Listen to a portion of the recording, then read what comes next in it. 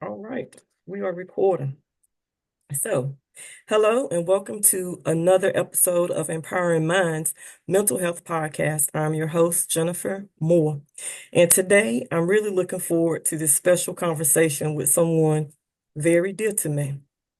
I'm joined by my friend, Rashaan, who, like me, he comes from Mount Olive, North Carolina. Rashaan reached out to me because he wanted to come on to the podcast to tell his compelling story and raise awareness around the ups and downs of overcoming addiction. Rashaan's path from addiction to recovery is not only inspiring, but it also shows his incredible strength and determination with the help of God helping him along the way. I'm very proud. I'm proud of you, Rashaan. Everything Thank, you achieved. And I'm very grateful to have you here today to share your experience openly. Your story is bound to touch many hearts, and I hope it gives hope and support to those who are struggling and who will watch this podcast later on. Thank you for coming on today. thank you for having me. Sure. All right, so we're going to jump right into it. Yes, ma'am. Can you describe your mental health, excuse me, can you describe how mental health played a role in your addiction and recovery journey? Yes, ma'am. Just give me a second. I got a couple notes written down, so if That's I all right. look away, it's because of notes. Well, it played a major role in my addiction and recovery.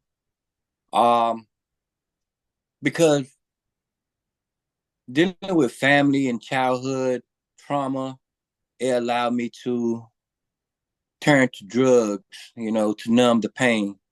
Mhm. But it only supposed to last for just a moment, but it turned into an addiction, if that makes sense. Mhm. Where I didn't really recognize the person I was looking to in the mirror. Um, it took me to a very, very dark place, and it ended up. I don't know. It took me in a, how can I say it? Like, yeah, it took me in a dark place in my life where I didn't recognize the person in the mirror. Um, and I ended up in multiple treatment centers, mental institutions, and so forth. But it's I just but God. That's all I could say. Mhm. Okay. So you said something very profound. You said childhood trauma. And I talk about that a lot because I can relate to what you're saying. Yes. I was late 30s, early 40s, just addressing childhood traumas, right? Mm-hmm. So when they are not addressed in childhood, people like mask or put a band-aid over it. But then here you are, a full functioning adult, and it could lead to things like you say, like substance abuse. It could lead to things like not knowing how to communicate. Hey, this is how I'm feeling. It really does impact your mental health. So it's very important to spread awareness, which is Yeah. what the story is doing. Address those childhood traumas then.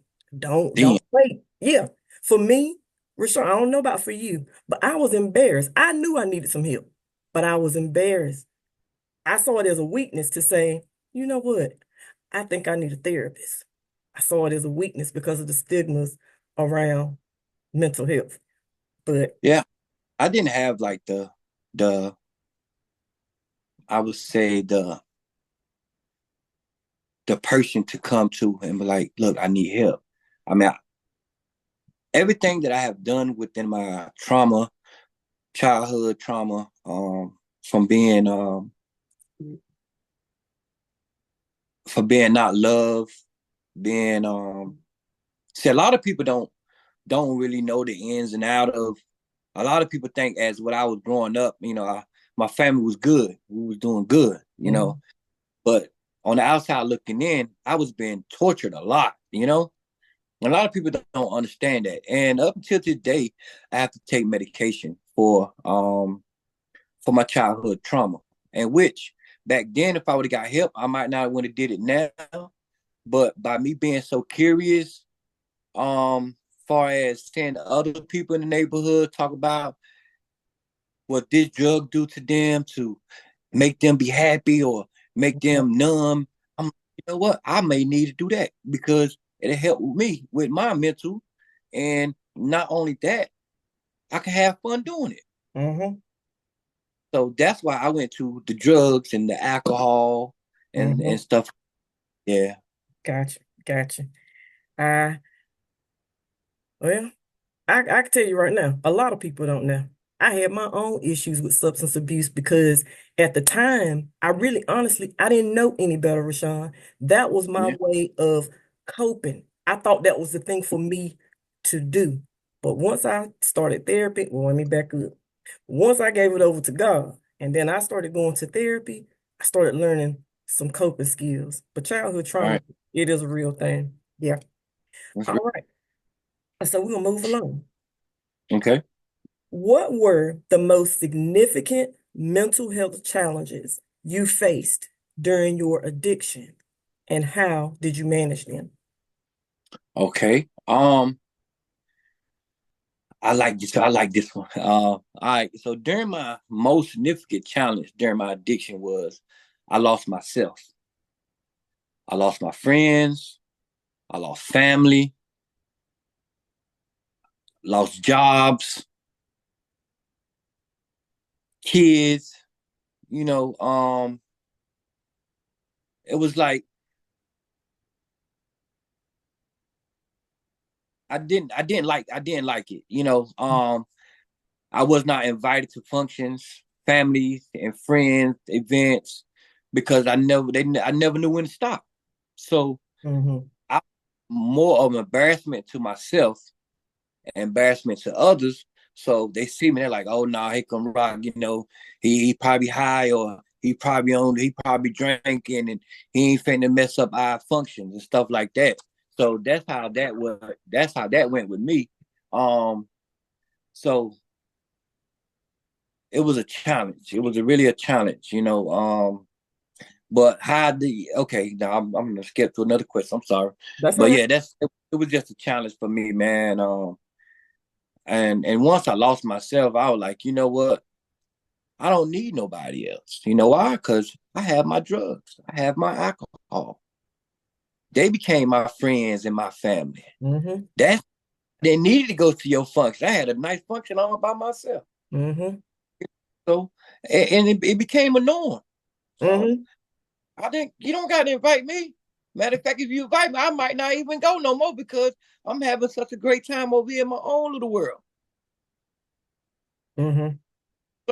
And that's how that went. Like it it it did become a problem probably more to the end of my addiction Mm-hmm. because and I'm doing what I need to do. I'm trying to change, but y'all still y'all don't see that it's that y'all not seeing the change.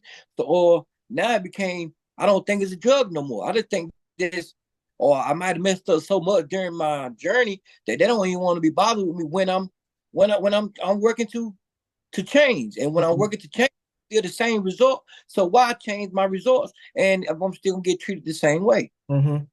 So let me continue on with my drugs and my alcohol until it's time for me to stop, or to my higher power, which I decided to call Lord Jesus Christ. Mm-hmm. Tell me, but I'm not going to stop because I want to come to your function.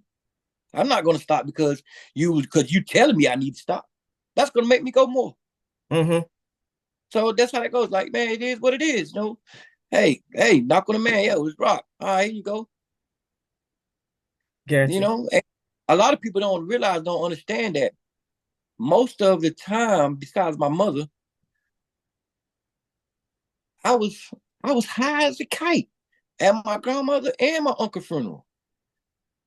I did it because the numbing it because I didn't want to feel that pain, but at the same time I was high because I didn't care.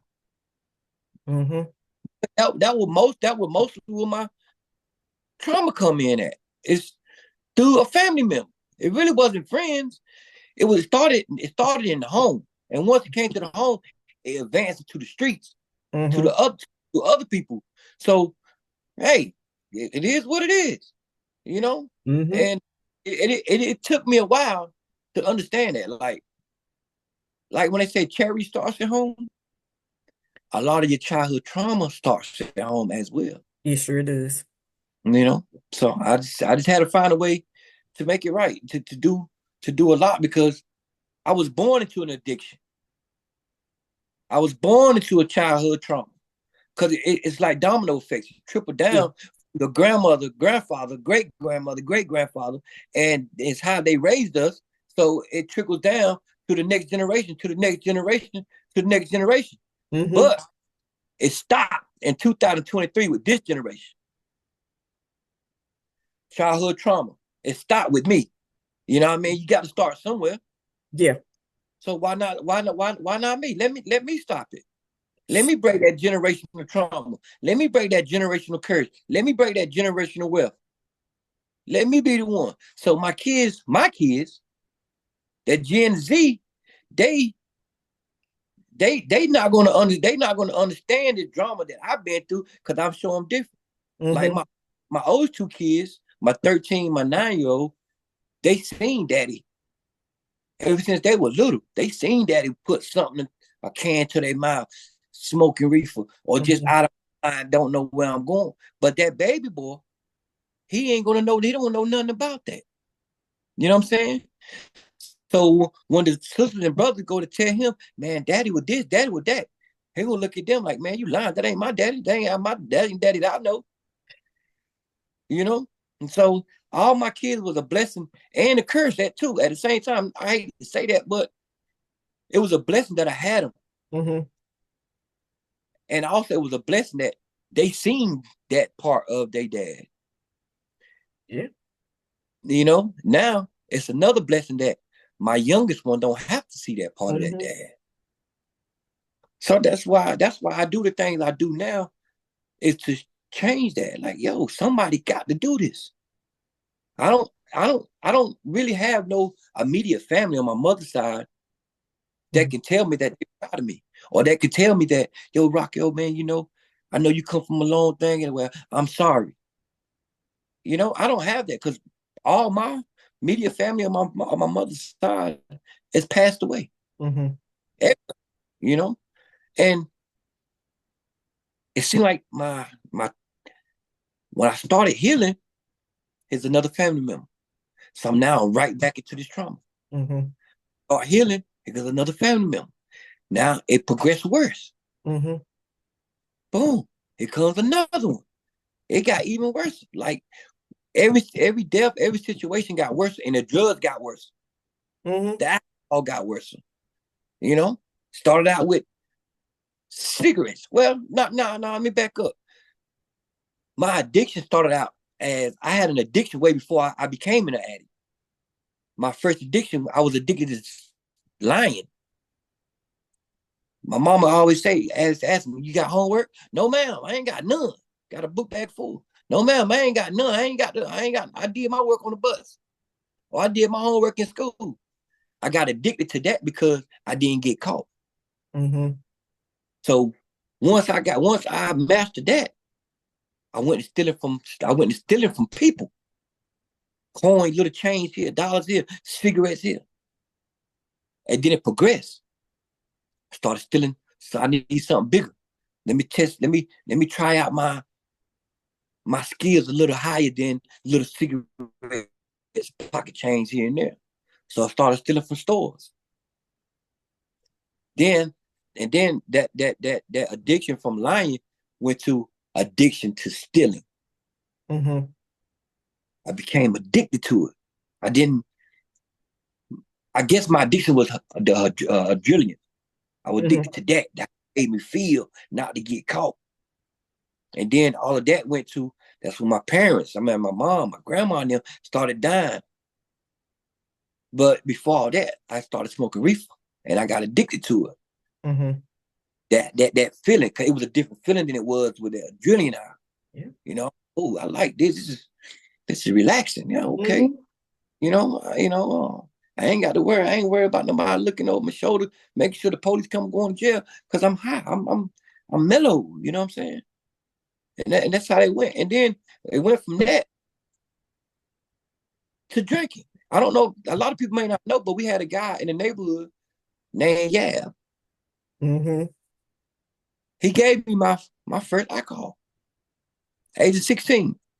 My first day I got my first alcohol. First day I got a charge under my very first charge, underage drinker, beside of Andy's, Mm-hmm. and I like that feeling. So I started mixing them two together, and it became supreme. Whoa, I'm drunk and I'm hot. God, let's go. Now I'm ready to steal everything. Now, you know what I'm saying? But and I realized, it progresses as time go older. And someone told me like, look, Rock, somebody got to take his spot when he passed away. Somebody got to take a guy named Jimmy Lamb. Mm-hmm. Somebody got somebody got to take Brick. Somebody got to take somebody's spot. Yep. So I'm comfortable with that. I said, you know what? I'm getting drunk. All right, man. I'm gonna do it better than Yab. Let me do it better than him. Then they say do the best you can, or be the best whatever you do, be the best at it. Is that? Yep. You know what I'm saying? So I want to be the best Yab they will be. I want to be the best Jimmy Lamb they were gonna be. You know what I'm saying? That was my mental. Then I realized I'm not getting nowhere. I'm not getting nowhere. But talked about, Huh. rock that. You know. But that's how that went. But yeah, we can go to the next question. But I just had to get that out. That was just, I don't know what. I didn't even write that down. That just that was the spirit telling, but you got to say what you just say. Listen, I want you to, I want you to be free because I want people. Yes. Listen, hold on. I need to get some tissue because you don't miss me. Hold on 1 minute.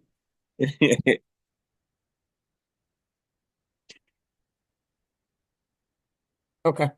Now I'm gonna tell you why you messed me up now. Okay. Because what you're telling me, I wouldn't have never thought it. And we Mm-hmm. basically live what, about 2 streets over from each other. Yep. And you never know what people are going through. When I say masking, they smiling on, they got a smile on their face, but you don't know what's going on in here, and you don't know what's going on up in there. Mm-hmm. God has too. Yeah. I was bad. I'm to my from the age I could remember, 5 years old, man. I used to be smothered with a pillow over my face, smothered me to the point I'm tapping out, trying to holler, can't move, can't do nothing. You know what I'm saying? To the point where I've been shot at with 12 gauges, Jesus. firecrackers in my pocket. To the point where this part made me emotional. But I'm happy. I'm all right now because I found peace within that trauma, Yeah, and my key thing was forgiveness. I had to forgive in order for me to get a peace of mind. that's It it. was, people think that like my uncle was such a he was a king of gods. He was Mount Finest. But that man was mean. My grandma was mean. You know, when my mother passed away from here, my grandma cussed me out. My mother didn't have nothing to leave me, and I know it hurt her. I got $85 that was in her account that she didn't know, that the family didn't know about. I took my mama Bible and a flower from her grave. My grandma said, "Boy, you didn't put no money in on this. Who told you to take anything?" I said, no, that's my mama. It's just a Bible. I don't care what it is. You ain't gonna be shit. Excuse my French. Get out my house. It's the middle of addiction. I don't got nothing. I don't have no clothes. I don't have no support. And a week before that, her brother told her, "You need to go ahead and die. We don't want you here anyway." That following week, my mother passed away. I left. I got a one-way ticket to California. Didn't know where I was going. Didn't know nobody. Didn't have no friends. I got in Charlotte for a layover. It wasn't nothing but God. I got up to use the bathroom, and there was a poster on the wall. Start immediately. Selling books and magazines door to door. I ripped off that paper. I called them people. They came and got me. Once they came and got me, I went to traveling all over America selling books and magazines just to numb this pain of what just happened to me. I wanted when it how it messed up my mental so bad. I tried to hurt that whole family.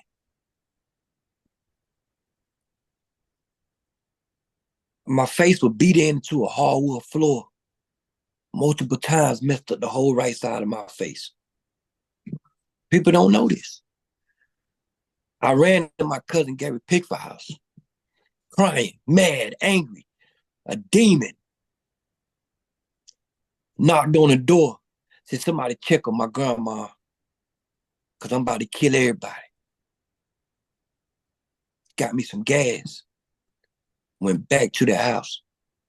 I poured it on every exit, around every window sill, around every doorknob. Mind you, I had a vision tunnel, because everybody know my grandma's house. It's a shotgun house, really.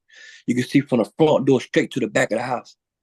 And they always had a seat, a chair, right in the hall, right at the end of the house, so you could see from the street all the way to the back. See my uncle there.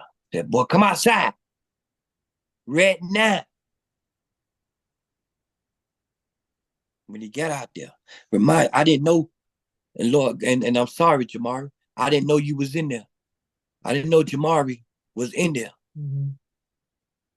I didn't see my grandma at that point. I just seen him for what he just did to my face physically. He come out, I dashed him. Oh, you going? I told you I was gonna get you, didn't I? I tried to throw a cigarette on him. Try to take a lighter, burn the whole house, but when nothing but God. That light didn't have no fluid in it. Mm-hmm. That cigarette went out when I threw it on him. He said, "Nigga, I'm gonna kill you." He went and got a sword about long as the back seat of a car. Chased me halfway down the street. What he gonna do to me? I was afraid. I was scared for my life. And I've been like that with him all my life. I was afraid. So yes, I turned to drugs. Yes, I was in love with drugs. Yes, I married my drug and my alcohol. Because that's what made me feel safe. Mm-hmm.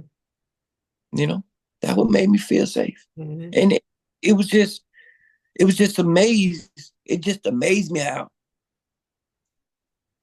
like you say, people don't know things. They think everything is good because the smile you put on your face, that mask. Mm-hmm. But I had to change that mask. My mask became stinking on the inside because I wore it so much. And I couldn't dry it. I couldn't wash it. It became rotten. I said, I need a new mask. I need a new mask. But this time, this mask is gonna be permanent, like implants. Mm-hmm. I know how to clean. I know how to keep this mask clean now. So after I got tired, I end up moving to Smithfield. Mm-hmm. Let me back up. I went to 5 different facilities. I went to Wilmington Treatment Center 2 times within 6 months. Come back home, a year and 4 months. I went to another. Ever since 2016, every year and 4 months exactly, I was in somebody's treatment center. Mm-hmm. Within that process, I was in multiple mental health centers. Okay. I didn't get it to this last time, this 5th time. Mm-hmm. Something magical about these mountains in California. But before I go there, I ain't gonna take up too much time. Go ahead. Take your time. When I was in Smithfield, I became homeless. Mhm. This the I had a seizure, so I have seizures now. But God, you know, we working to I'm figuring out a formula to stop me from having these seizures due to the Mhm. drug, this Mhm. act, this these childhood traumas. Mhm. Because while you're getting high, you're not worried about no symptoms. You're not worried about your health Mm-mm. You because ain't worried about nothing. you can't feel nothing that's hurting because you already numb. Yep. So I started doing. I went from a lot of cocaine to a good friend of mine, love him to death. God bless you, man. He turned me on to crystal meth, nice, to try to help me get off cocaine. And I'm like, well, that's kind of odd. Like that's just like substituting one drug from another. Like Right. you can't introduce an addict to another drug. He could become he already an addict, you know. Um, and I stopped looking in the mirror maybe 6 months, 7 months, because I was afraid what other people see. I was afraid to see I was afraid to see what I looked like. You know, I thought I was normal. You know, I noticed that I was losing a little weight, but I was scared to look what my face looked like. You know what I mean? So one day, um, May 10th, 2023. No, I'm sorry, May 9th, 2023. So now watching my face, you know, brushing my teeth and stuff. And I made a mistake and looked in the mirror. When I looked up, I couldn't look at that person long. It scared me. I didn't know who that person was. Mm-hmm. It it was it was a monster. It was had horns. It was just evil. Man, I like told my cousin door down trying to get out of there. And he hollered, "Boy, what's wrong?" I said, "Man, something in that mirror, bro. I don't." He said, "But you tripped." I said, "No, I'm not, man. I know what I seen." I said, "I'm going to get help." Every time I went to a treatment center, ain't nobody say, "Rock, man, go. You need to go get help." I did it always on my own. Mm-hmm. Find out the key. Never be scared to ask for help. There you go. That's it. You That's know, it. Too many resources out here. and I knew that. But during my addiction, my early addiction, while I was getting high, I was still helping people. Like, look, you don't want to do this. This is a rich man drug, a poor man using it. If you ain't got it, if you ain't got no work ethic about yourself, you're not gonna be able to afford that drug. See, I was like, I became a functional addict. You know, I had two different personalities. I had a day person and a night person. The night person was couldn't wait. He didn't come out till after 5 o'clock, and he don't know when to stop. He'll get high all day, all night. I mean, all evening, all night, and don't want to go to sleep. And now when it's time for the day person to kick in, he's that work guy. He's tired. He exhausted because the night guy been Mm-hmm. part doing all this all night and all evening, right? And so once I realized, I said, man, I'm two different people. Like I can't continue to do this. Mm-hmm. And I went to the treatment center. Remind you, I graduated. I completed all courses, all five of them. But the first four I went for, it wasn't for me. Mm-hmm. So I just went along with the roller coaster, just riding the roller Mm-hmm. coaster, ease attention at the house, or just Mm-hmm. or just wanted some attention. Oh Mm-hmm. man, boy, you doing your thing. But deep down in my mind, I'm not ready. I'm just doing this for some kind of attention. But that last time when I looked in that mirror and seen that monster May 9th, 2023, that was it. That was That was it. my that was my rock bottom. That was my rock bottom. I said, man, I said, cuz I'm gone, cuz. Where you going? I said, man, I'm going to California, bro. I said, I need to go. I don't got my kids. My health is failing. I'm having seizures, random seizures everywhere I go. You know, um, it's time to change. I'm Yeah. tired now. Yeah. I called. They said, well, We can get you up here tomorrow. Said, okay. The next day came. I missed my Uber ride because the ice, I done passed out in the kitchen with my bag on the floor. My cousin is stepping over me like, yo, what's wrong with him? You know? They were like, I don't know. Just be tired or something. I don't know, you know? Whole time I done passed out. Missed my ride. The devil had me at that time. Again, he was like, no, I can't. He did everything he could. Mm-hmm. I'm not going to get you to that place because I can't lose you. You one of my best soldiers. That's what the devil telling me. You one of my best soldiers.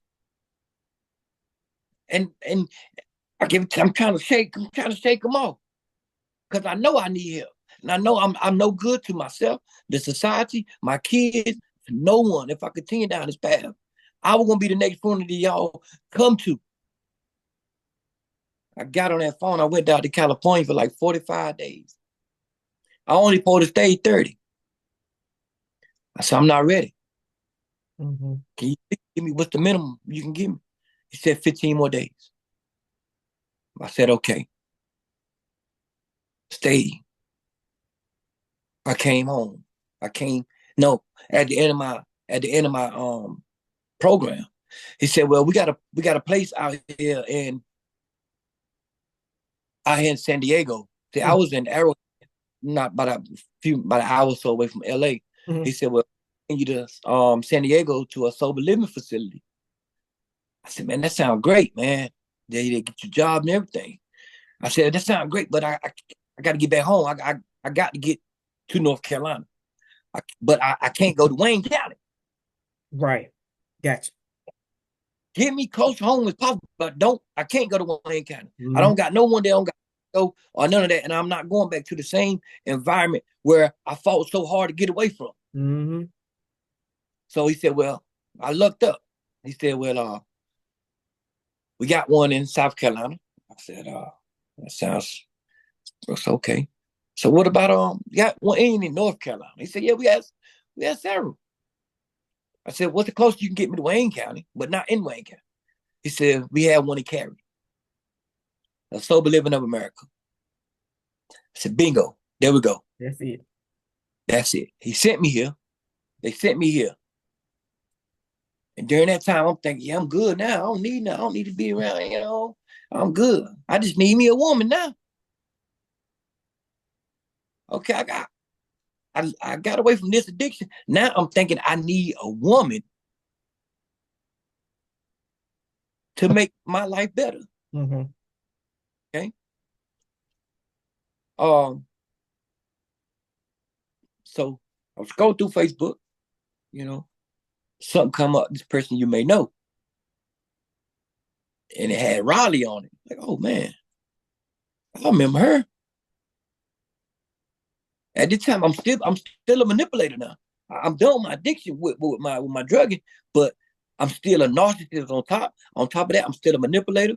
I'm still a liar. I'm still a cheater. Until God spoke to me. He said, look, why are you still trying to do your will? And if I have your will, quit doing what you want to do and sit down and let me do my job. Quit trying to tell me how to do my job. This is what God telling me. I said, yes, sir. Yes, sir. And that's what I did. I sat down. I stopped speaking. You know, like the conference we had last week, like Pastor Christy Wells said, she said a lot of people like to pray about what they want, what they need, tell them thank you, and don't wait for his answer. Yep. They like to get it up, tell them, yo, I need this, I need that, and then go on about their business. Mm-hmm. I was that person. Me too. Some said, boy, just sit down. Every time you try your way, you tear it up, or it don't work. I said, you know what? Let me try this man. Well, not this man, because he's not a man. I don't know. My God. Mm-hmm. Let me try. Mm-hmm. Let me try my God way. And on the day we buried one of my best friends, Xavier Boone, man. That's when my life changed. Okay. Pastor Corey Picker brought me home, man.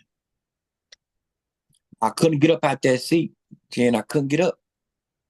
Every time I tried to get up, the devil snatched me down. No, you're not going. Man, it took everything in my powers. I was like Hercules. And them chains broke. Before I knew it, I was up there in that altar. I was up there to the front of that church, giving my life back to Christ.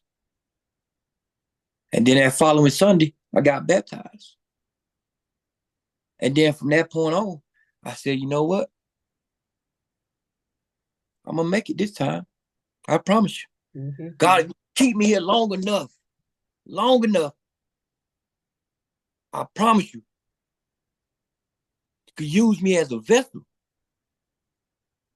And I promise you, I tell the world, these friends, my family, how good you are. What type of power you have. Because you saved the ranch like me. Even I walked away from this man. I walked away from him multiple times. I cussed him. I didn't care about life. God, what? What is God? How can I believe in something I ain't never seen before? He ain't never came and spoke to me.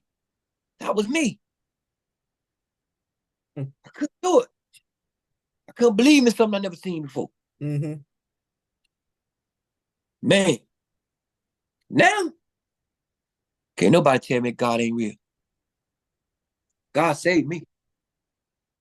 He did. God, it won't no person. It won't no person. It was God. God. So now I work so hard to show other addicts, other kids, especially the youth and adults that if they willing to listen. Mm-hmm. Look, man, just sit down, be patient, be humble, believe in yourself. Mm-hmm. It can be done. So I just don't keep this to myself. I done went back and reached my hand back to multiple people. Mm-hmm. Them start their sobriety journey. Mm-hmm. I'm going on in 2 months. I'll be a year and a half clean, longest ever. Thank you, Lord. I done completed 2 12-step programs within a year. I completed 2 12-step programs. I have 24 more classes left at the Colorado Technical University for criminal justice, human services to be a drug and alcohol counselor. I started another course on the 20th of this month to be a peer support specialist. Yeah. You hear me? I'm involved in church. I'm a gatekeeper at church every now and then. I do great things like this. Yeah.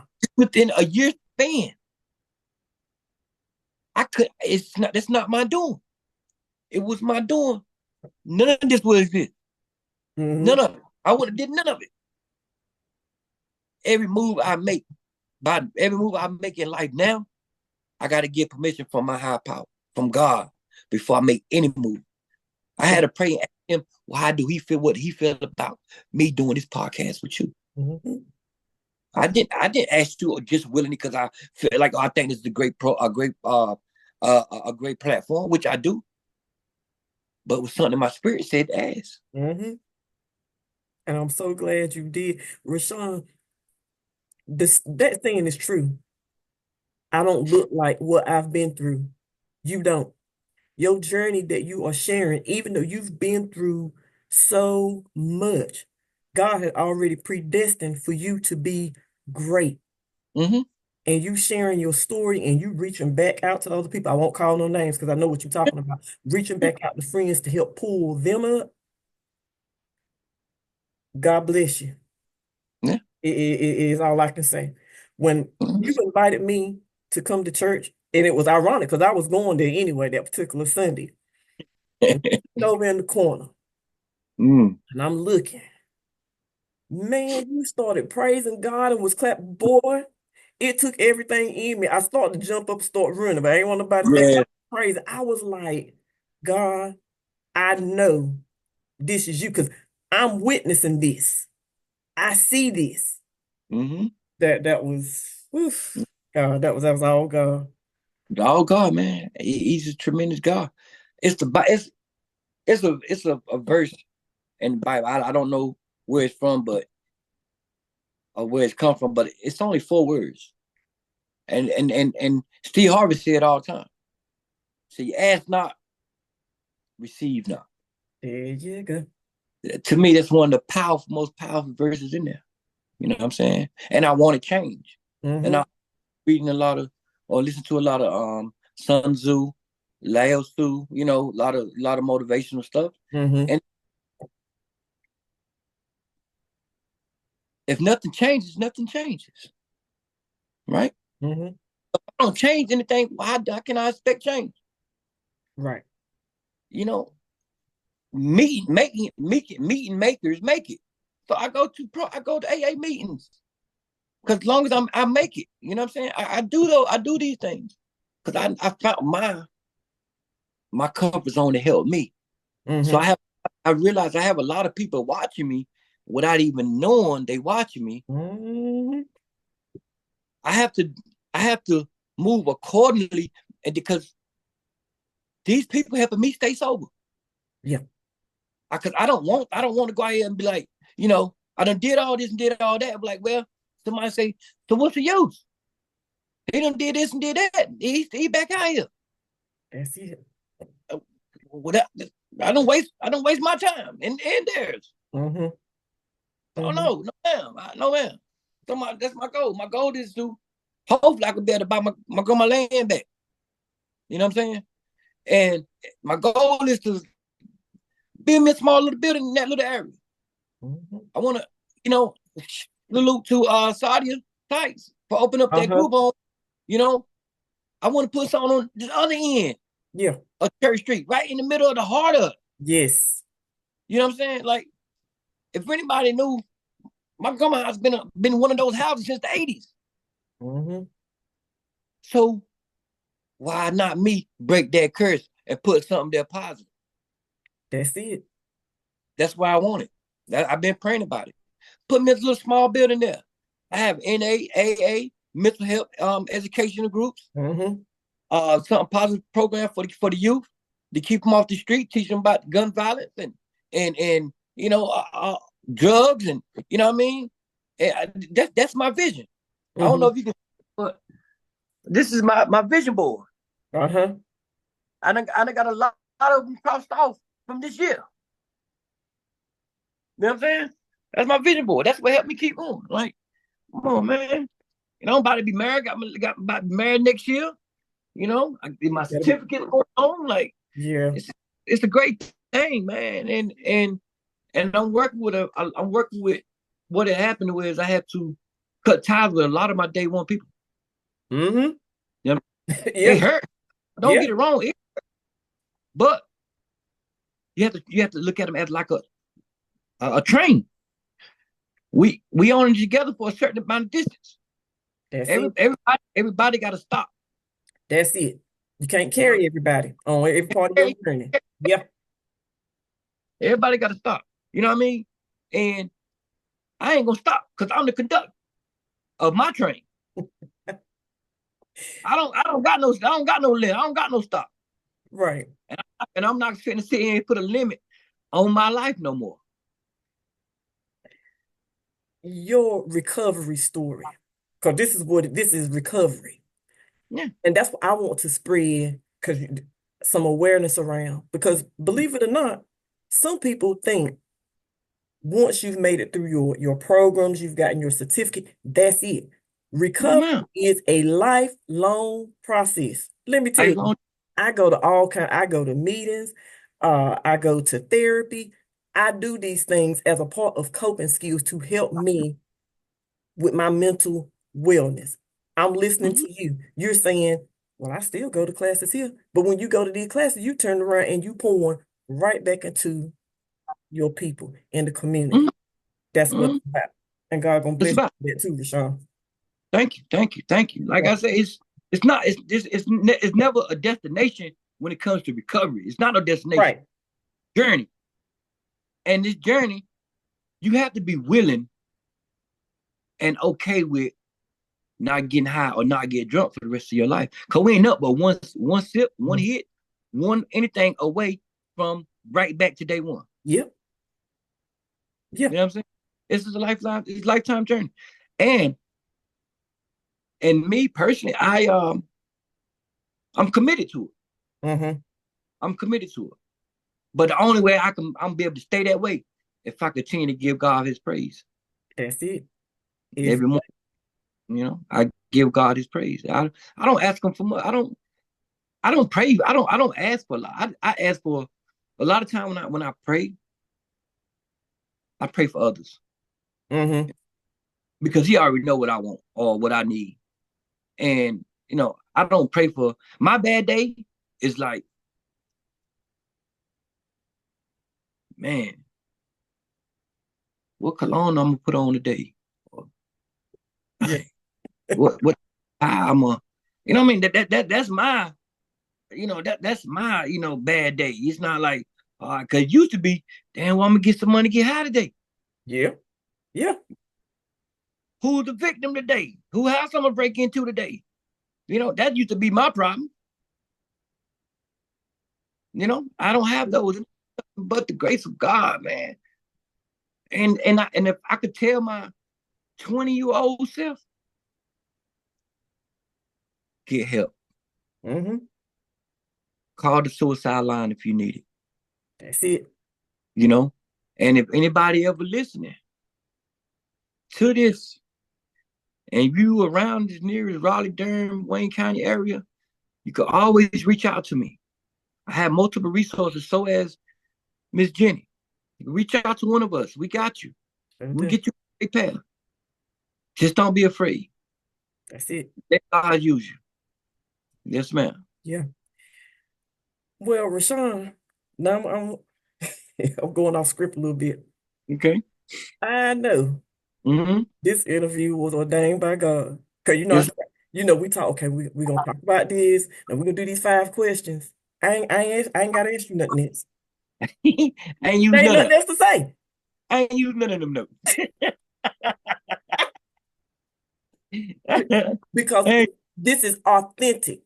yeah. This is real. And people they need to hear this. This is a way together we are breaking the stigmas around mental health because some people didn't even realize that substance abuse it falls on the mental health. Yeah. It, Yeah. Yes. I'm just proud of you, Rashaan. I'm telling Thank you. I'm telling you. Thank you so much. Now, pretty soon, for the folks back home and around the world, we don't have to work on the book for you. I've been praying about it. Actually, I have. I spoke with my wife the other night, and she was telling me something about a book coach or something like that. I mean, I guess I really would love to do it. You know what I mean? I would love to do it. But it's hard for me to do it on my own. I'm not gonna lie.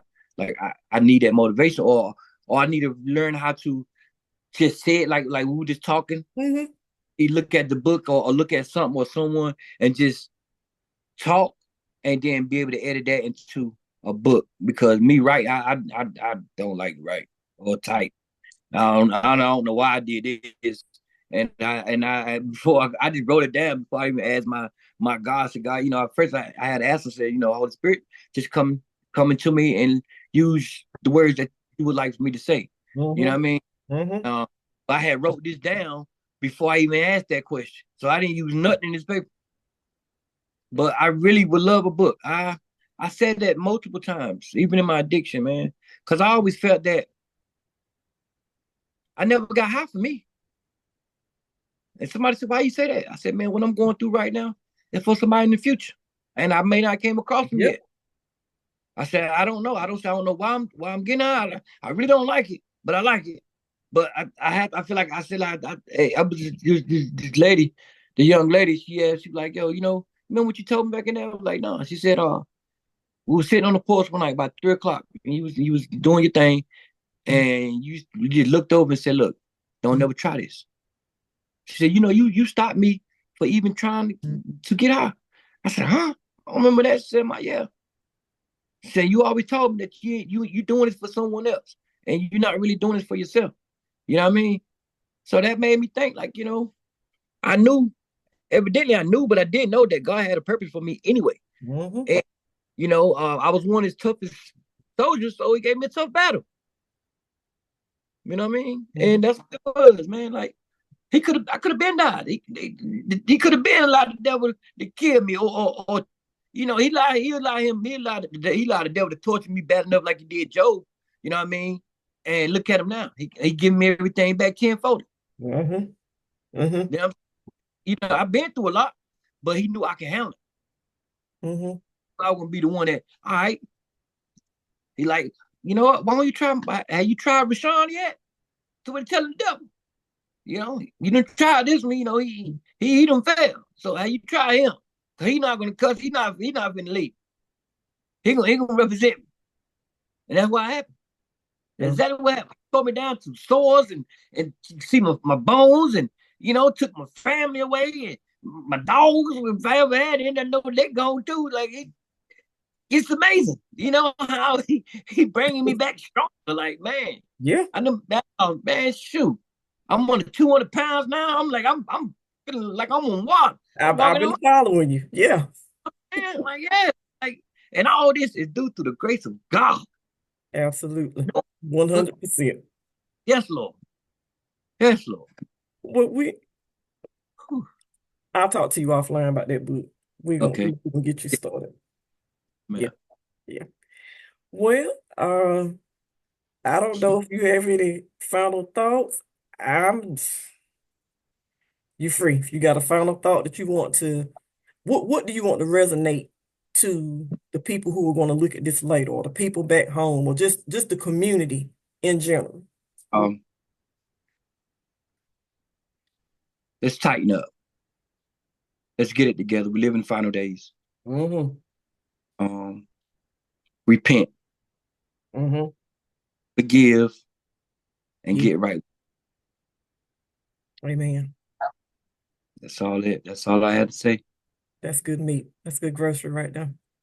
Thank you. Right. Well, Rashaan, I'm proud of you. Thank you. I'm proud of you. I thank God for the change that He's made over your life and the things that He's still continuing to do to bless you and your family. And if the Lord leads you to do a part two, you're welcome. I love. Yeah. Yeah. I would love. All right. All right. You take care. You Peace too. to you. All right. All right.